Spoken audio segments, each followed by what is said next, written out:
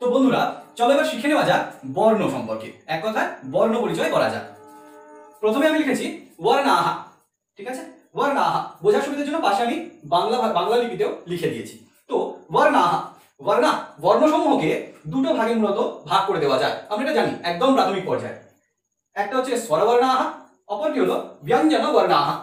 স্বরবর্ণ এবং ব্যঞ্জন বর্ণ, স্বরবর্ণাহা ব্যঞ্জন বর্ণাহা। সংস্কৃতে কিন্তু স্বরবর্ণকে মূলত বলা হয়ে থাকে আচ বর্ণাহা।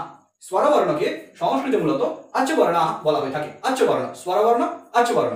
আর ব্যঞ্জন বর্ণকে সংস্কৃতে বলা হয়ে থাকে হল বর্ণাহা। ব্যঞ্জন বর্ণকে সংস্কৃতে বলা হয়ে থাকে হল বর্ণাহা। তাহলে আচ বর্ণাহা স্বরবর্ণ, হল বর্ণাহা ব্যঞ্জন বর্ণ। আচ বর্ণাহা অ থেকে আউ পর্যন্ত হলো আচ বর্ণ, স্বরবর্ণ অ থেকে আউ পর্যন্ত।